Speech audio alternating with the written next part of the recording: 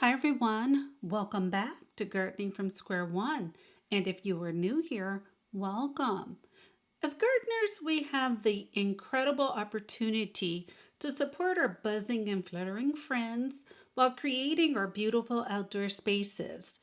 Growing pollinator-friendly plants helps to sustain biodiversity, boosts our food production by providing essential habitats for bees, butterflies, and birds, while still enhancing the beauty of our gardens. In this video, I'll be sharing my top picks for plants that attract pollinators to nurture both their populations and our gardens. So let's get started and make a difference, one flower at a time. The first plant on my list is zinnia. Now, these flowers are annuals and they are major pollinator attractors. One nice thing about them is that they can be easily started from seed. You can actually direct sow seeds outdoors after the last frost date when your soil temperatures hit at least 70 degrees Fahrenheit. Or you can start the seeds indoors 4 to 6 weeks before the last frost date in your area. I just love a seed that can be directly sowed because, like many of you, I really don't have suitable space anywhere to start seeds indoors. And any plant started from seed, it is an easy button for tasks as compared to digging holes for 1 gallon plants or larger. Plus, the cost effectiveness of seeds is definitely a more thrifty way of gardening. The beautiful zinnias bloom in a variety of colors and attract butterflies, bees with their bright open flowers. They will flower until the first frost, providing so much bang for the buck. The next plant on my list is milkweed. Now, this plant is a wonderful selection for our gardens and ecosystems. It is particularly known for its vital role in supporting monarch butterflies, as it is the host plant for their caterpillars, and the leaves are the only food source for monarch larvae. There are various species of milkweed, but most thrive in full sun. They're pretty drought tolerant, but of course they will need regular watering during prolonged dry spells, especially for young plants. Asters are another pollinator attractor, growing in full sun to part shade in well-draining soil.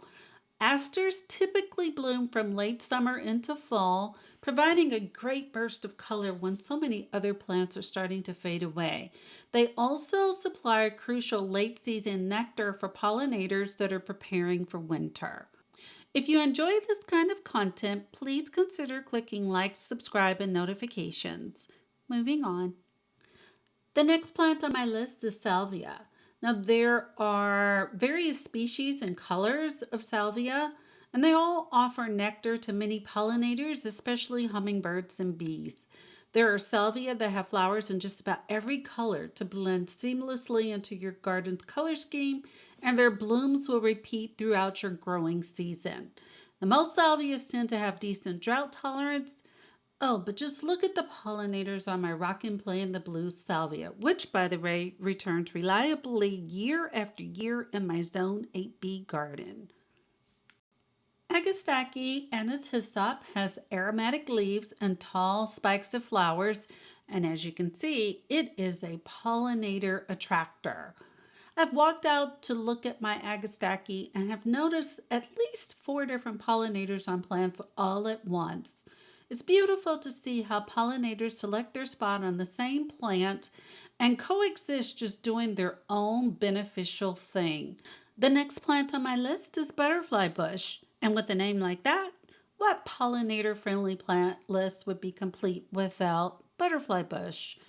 This flowering shrub has blooms in a variety of colors and sizes, good drought tolerance, and yes, it is a butterfly magnet. There are now sterile varieties that can be grown in areas where this plant was previously banned. However, a quick call to your local county extension can provide confirmation. Monarda, also known as bee balm, has flowers that carry a lovely scent, but they also attract a wide variety of pollinators, including bees, hummingbirds, and even butterflies.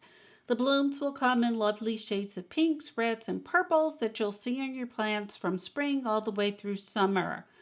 The plants are kind of smaller in stature, relatively speaking, so they range from about 14 inches in height to just over 2 feet. But like I said, they are going to provide you with vibrant pops of color. They are great filler plants for our borders and planting beds. But the big benefit is pollinators absolutely adore this plant. Nepeta, also known as catmint, has clusters of small lavender blue flowers that bloom from late spring all the way through early fall. Not only does it look fabulous, it pairs so nicely with many plants on the color wheel. Its aromatic foliage and blooms attract not just us, but also bees, butterflies, and many beneficial pollinators. The next plant on my list is yarrow. Now, this tough and resilient, drought and heat tolerant, full sun growing plant features little flat top clusters of flowers that come in a variety of colors.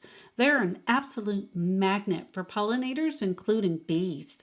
Yarrow is hardy in USDA zones 3 through 9, which means it can thrive across a variety of climates. Just be careful not to overwater this one.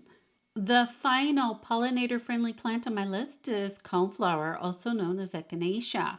Now, these plants have gorgeous blooms that attract butterflies, bees, and other pollinators, which makes them great for our garden ecosystems. Plus, they're also heat and drought tolerant, hardy in USDA zones 3 through 9, which makes them adaptable to a wide range of climates. So, by incorporating plants like these into your garden, you can create a vibrant space that supports vital pollinators and enhances your gardening experience.